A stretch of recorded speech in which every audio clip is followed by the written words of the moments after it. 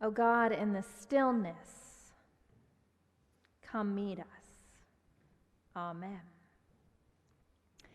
Well, this morning we're looking at the final chapter in the book, The Good and Beautiful Community, and it focuses on the worshiping community. And so I have to admit, it feels a little bit like preaching to the choir to preach a sermon about worship and the worshiping community to the worshiping community. We might already, or we may not, be familiar with this idea that worship attendance in America is on the decline. For many, many years, all throughout mainline Protestantism, worship attendance is just going down, down, down. And all too often, we can kind of fool ourselves into thinking that this is a problem somewhere else. It's not really a problem here. And we can start thinking, well, maybe those people out on the East Coast or the West Coast, maybe they don't go to church, but here in the Midwest, we do, right? Here in Kansas, we do. But not so fast, because there's some pretty sobering statistics about corporate worship right here in Kansas based on Pew Research. And if you were here last Sunday, you saw that Darren Dido and his family, Sharon, his wife Sharon and his children, they joined Chapel Hill as members, and Pastor Jeff highlighted that he just did through KSN a news story called Losing My Religion, looking at the religious life of Kansans, and that aired this past week, and so I want to invite us to watch a clip of that this morning. Nationally, though, church attendance is declining.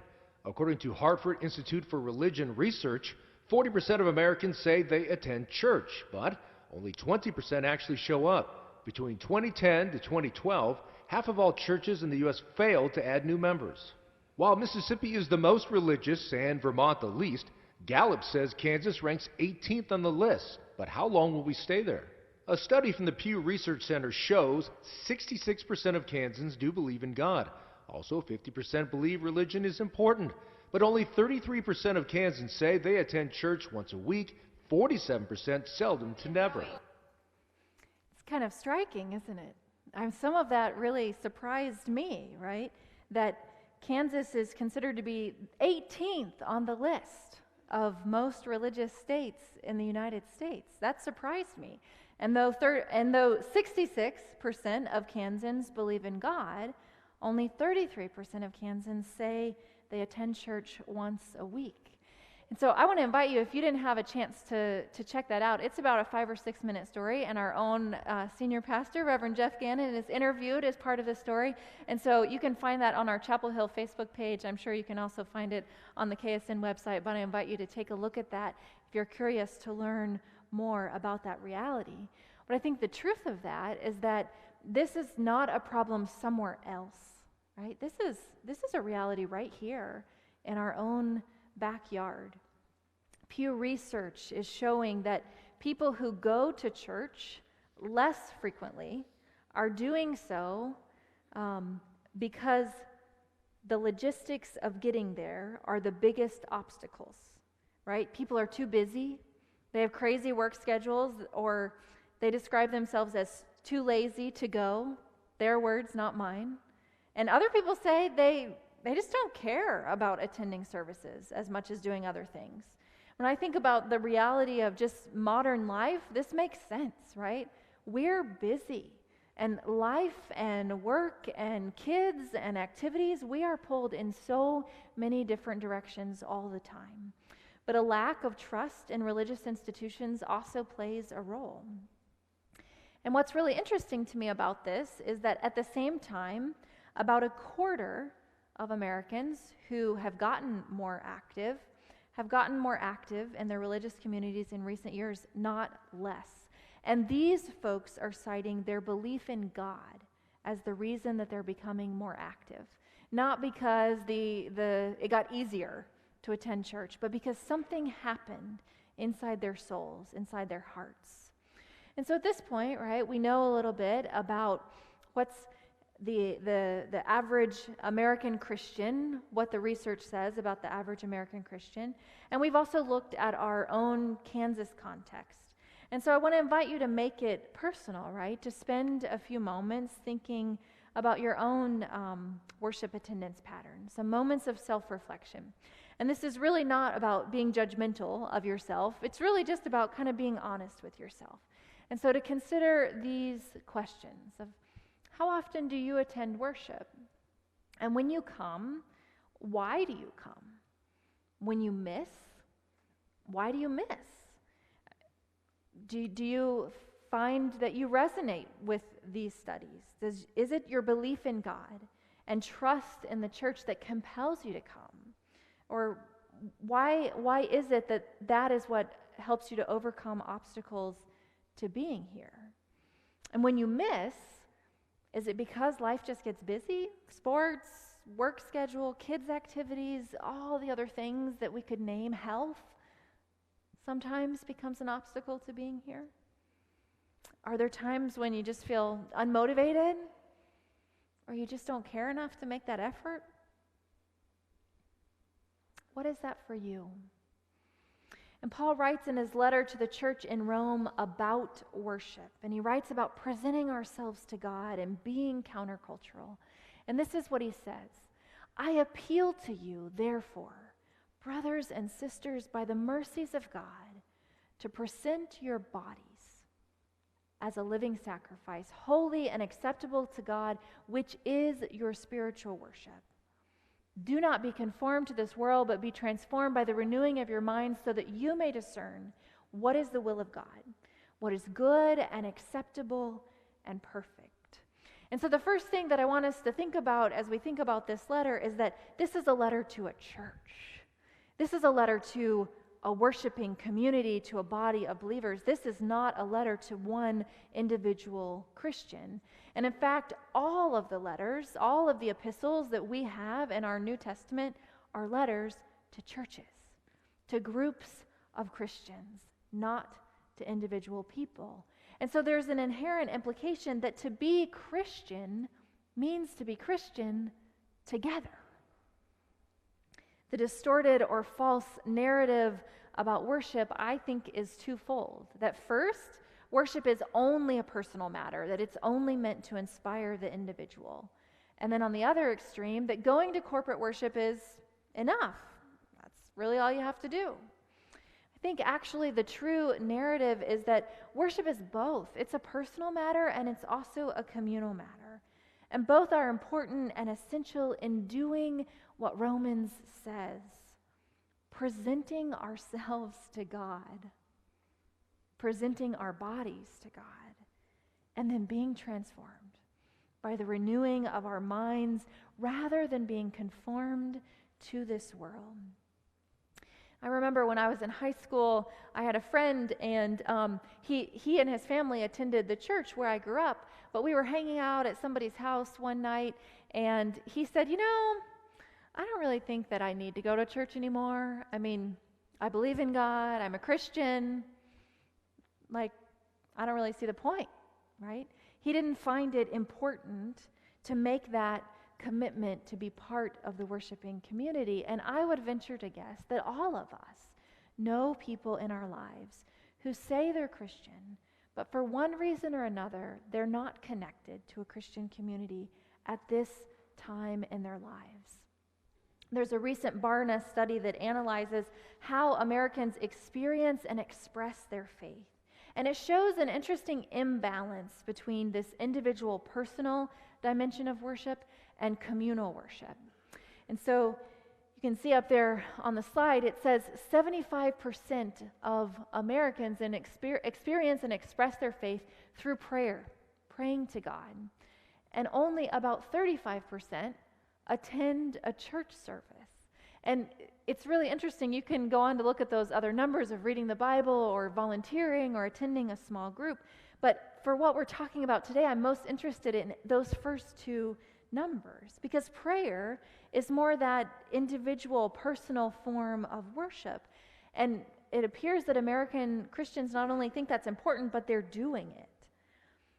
On the other hand, attending a church service is more that communal dimension of worship. And it's a much smaller percentage of us who are actually showing up and being part of that gathering. And here's the thing. All throughout the biblical witness, we hear stories about how you cannot be Christian alone. You cannot be a person of faith alone. We hear over and over how you need the gathered community and how essential it is for Christians to gather together for prayer and worship. And in the early church, even when doing so meant a risk on their lives. And there are still Christians today for whom going to church and gathering for worship is a personal risk to their life. And yet they believe so strongly in the need to gather that they did so and still do so, even when praying at home in secret would have been easier and safer. The book of Acts describes the birth of the church when the Holy Spirit falls upon the people of Pentecost, and many people come to believe. And then as the early church is formed, their gathering in the temple for worship was among the essential practices. And we read about this in Acts. It says, "All came upon everyone, because many wonders and signs were being done by the apostles. All who believed were together. They had all things in common. They would sell their possessions and goods and distribute the proceeds to all as any had need. Day by day, as they spent much time together in the temple, they broke bread at home. They ate their food with glad and generous hearts, praising God and having the goodwill of all the people. And day by day, the Lord added to their number those who were being saved." Right? Do you see that? That part, day by day, they spent much time together in the temple. This is about the body gathering together, but there are also aspects of that personal dimension of worship as well, right? Breaking bread in home, eating food with glad and generous hearts, praising God. And Smith traces these roots of communal worship all the way back to Judaism, to the earliest expression of church, stating that the church has always been a corporate activity. We worship because we are a peculiar people whose roots are in the future. And in fact, when we think about the word that we use in English, church, and where that comes from, it comes from the Greek word ekklesia, which means most basically gathering or assembly. And from the very, very beginning, Christians were known as people who gathered or assembled. They were people who got together for worship. And that's where we get that word church. It means the gathering of people. The Psalms are full of this concept of worship, and that they're unique in the biblical canon because in them we find human beings, people just like you and me, who are expressing their hearts to God. They're saying whatever is on their mind with a full range of human emotion and uncanny truthfulness. And Psalm 95, 1-3 teaches us something about worship. It says, "Oh, come, let us sing to the Lord. Let us make a joyful noise to the rock of our salvation. Let us come into his presence with thanksgiving. Let us make a joyful noise to him with songs of praise. For the Lord is a great God, a great King above all gods." And there are several things I think we need to note here, right? That first we see these plural pronouns being used, us and we, not me and I. And then we see the gathered body praising God with song. I mean, singing has been an important part of worship for people of faith throughout the biblical canon in the Old Testament, but then especially in the New Testament. And that's part of why we sing when we gather. We worship by being in God's presence. The Psalm says, "Let us come into his presence."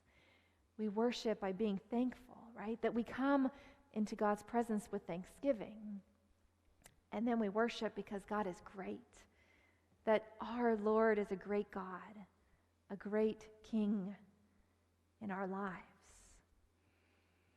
I think this is a pretty amazing summary of why communal worship is important, but also how private devotions complement this experience of communal worship.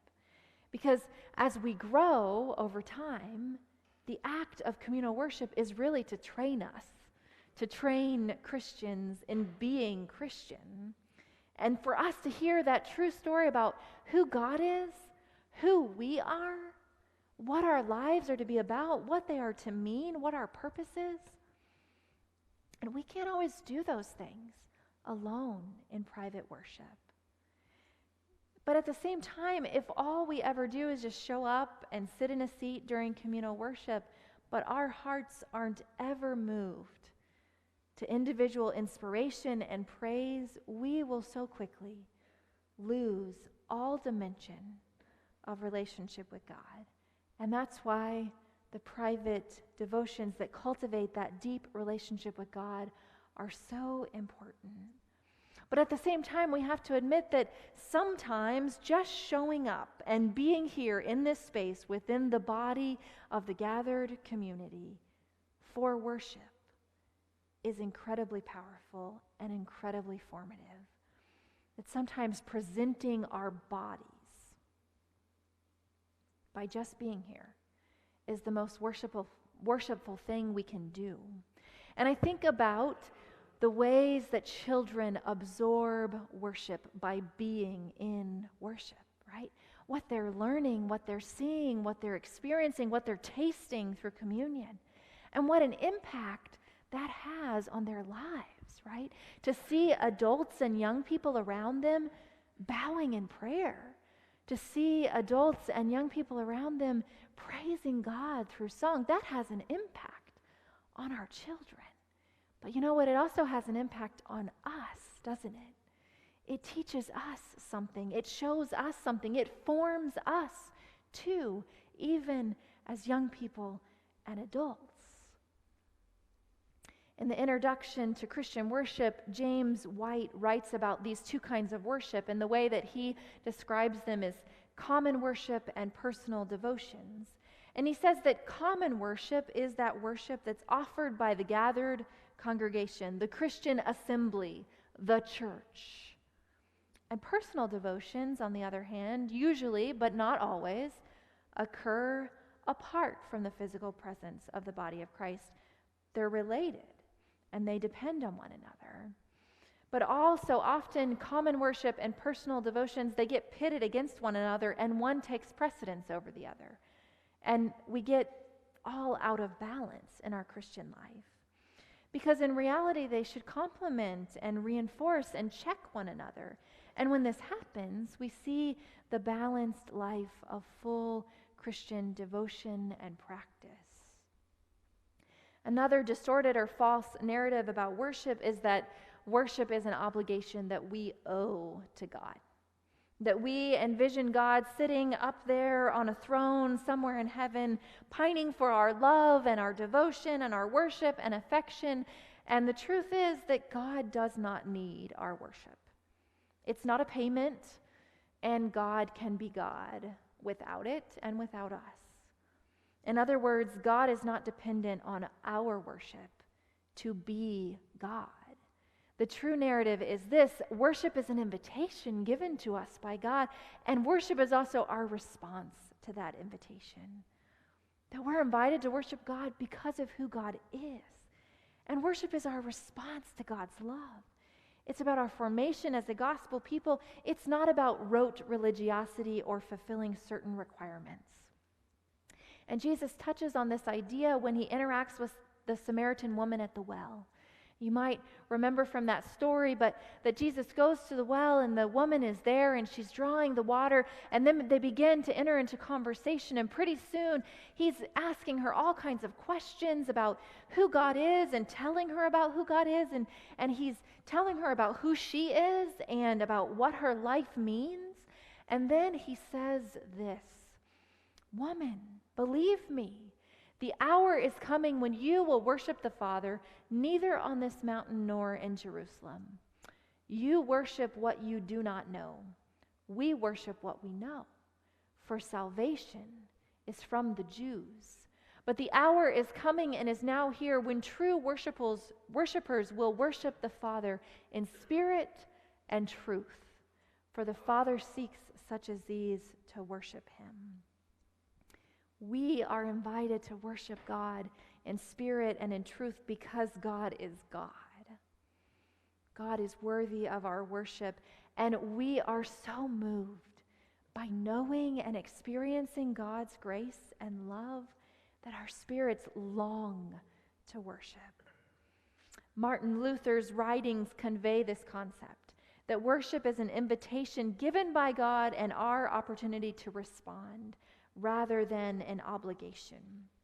And in 1544, in the very first church built for Protestant worship, and we have a picture of that up on the screen, it was in that place that Luther said that nothing else be done in that place than that our dear Lord himself talk to us through his holy word, and that we in turn talk to him in prayer and songs of praise.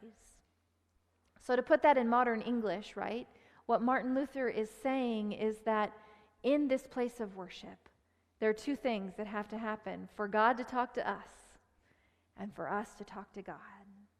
And from history, we know that Martin Luther is rallying against the payment of indulgences to absolve sins, right? He found that practice to be repugnant, especially in the context of worship, because it doesn't fulfill that twofold purpose: for God to talk to us and for us to talk to God.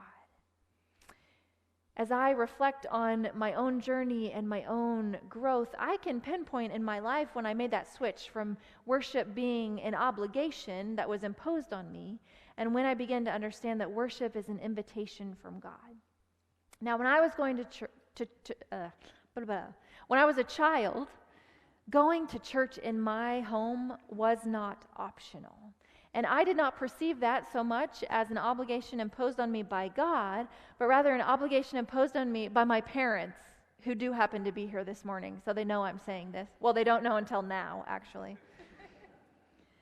But no matter how late we got home on a Saturday night, we were going to church the next day. No matter how much homework I still had to do, we were going to church. No matter how badly I wanted to play on the softball team that had tournaments on Sunday morning, that was not going to happen because we were going to church. I remember being a teenager, right?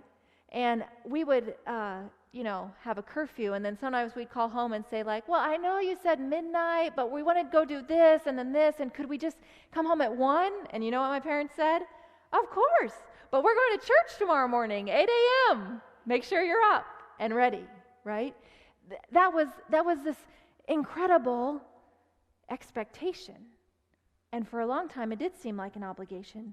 But I remember in around 6th grade where I had this deepening moment in my faith.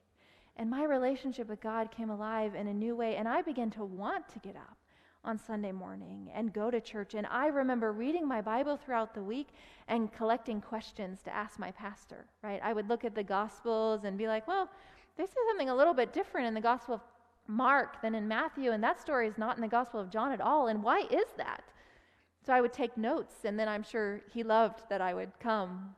I have my questions for the morning, right? But that was a form of private worship that fed into the communal dimension of worship, right? That I saw communal worship and the gathering of the church body on Sunday as a place to not only see my friends, but to ask my questions and to learn more and to experience God's love. But the truth is, no matter how convicted we are about communal worship at any point in our lives, there are also seasons where we can slip, can't we?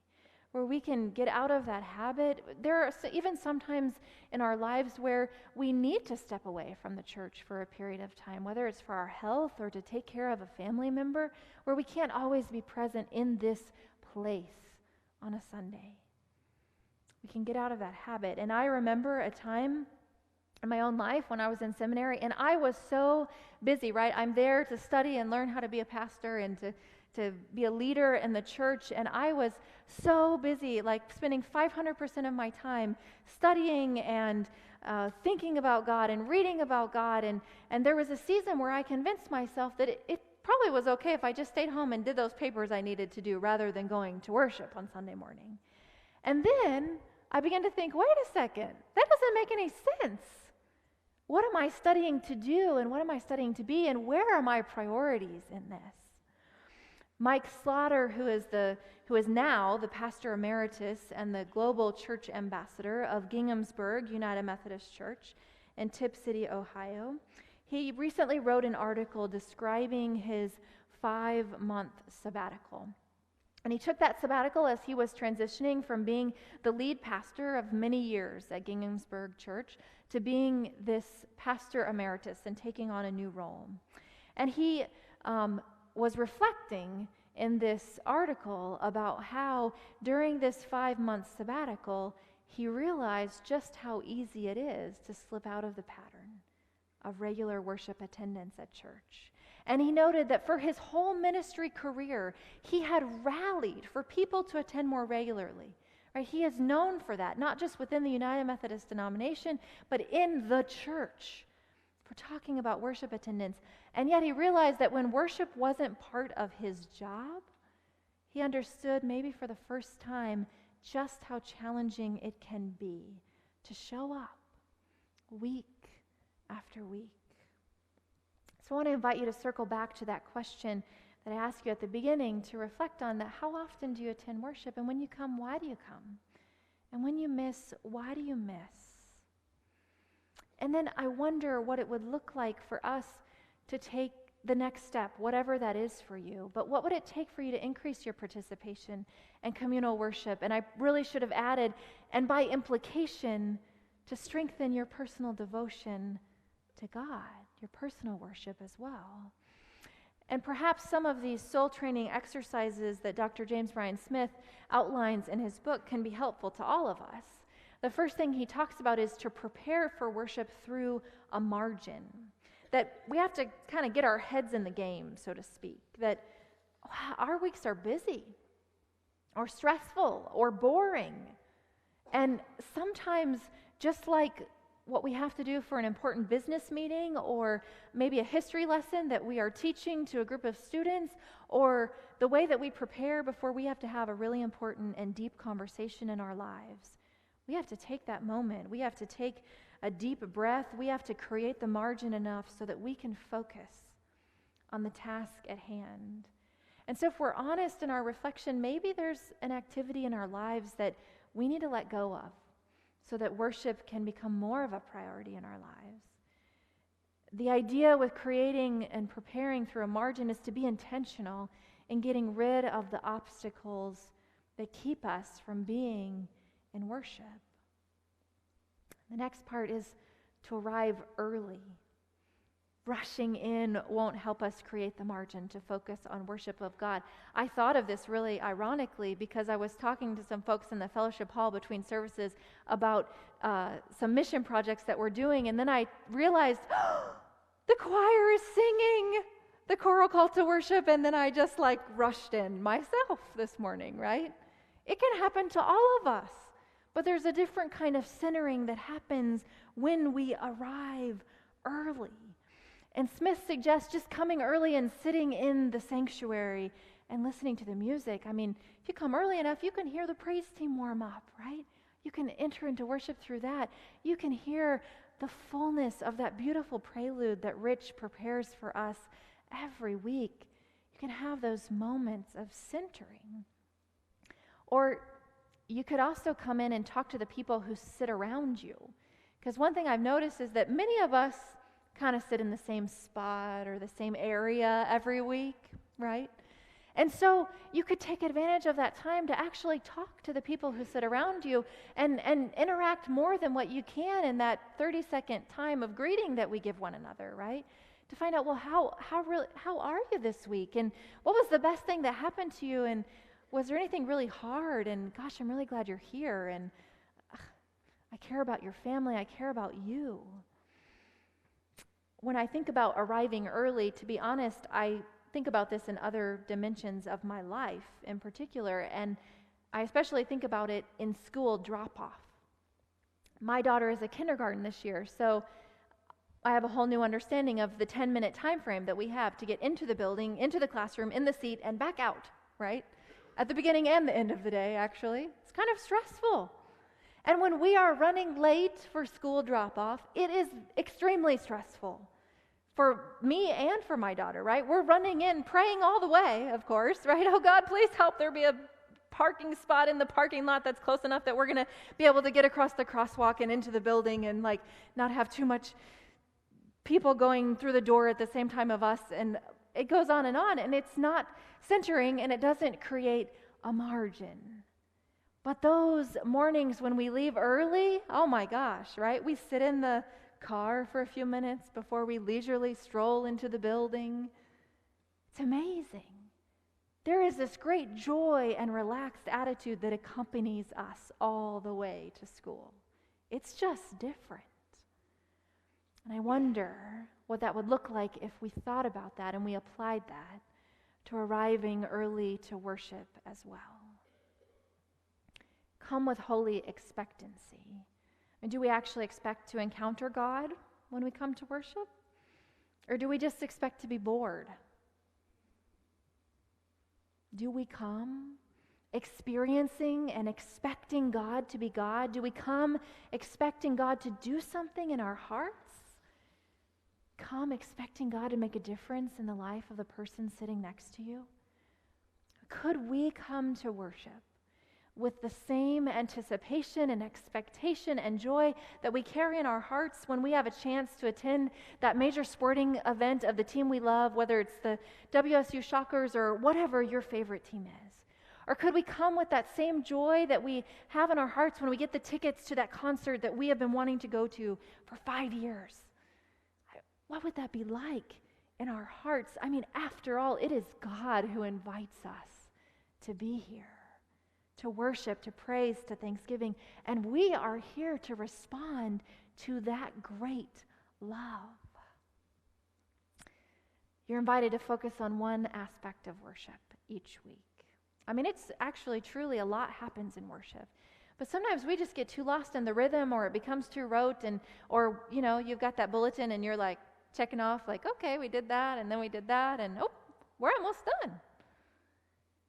So try focusing on just one aspect of worship, and I would encourage you to think about that in relation to your week, right? As you come this morning, if you've had a week where you have really been feeling alone, and you enter into this space feeling lonely, pay attention to the time of greeting, right? To intentionally connecting with one another. Pay attention in those moments where we hold hands at the end of worship and we all connect with one another and we sing together, Go With God, and we talk about how important that physical touch is. If you have a week where you just know your soul needs to see some beauty because all around you the world is crying out and clamoring with destruction, you might pay extra attention to that anthem. I mean, sometimes when the choir sings, my heart just soars. I feel like it's angels. Eternal praise. You might need to see something beautiful in worship. Or if you come feeling discouraged and you need a good word, right? You might listen to the sermon that week with great intensity and curiosity, asking God, speak to me. I need to hear something from you today. Pick just one thing to focus on. And the last thing is to apply one thing. That if worship is to train us, as Smith suggests, then we have to do something because of worship. That we're not to come to worship and leave the exact same as we were when we entered. We are to be here to apply something, to be transformed, to do something. And so if there's a song that moves you to praise, learn it during the week. Sing it during the week. If you found out, because you came early and talked to the people around you, if you found out that someone who sits close by you doesn't have any family in town, drop by and check on them during the week. Or this is Thanksgiving, right? You could invite them to come over to your place for a Thanksgiving dinner. If you were challenged through the sermon to be more loving to your neighbor, find a way to serve someone this week. Do an act of justice.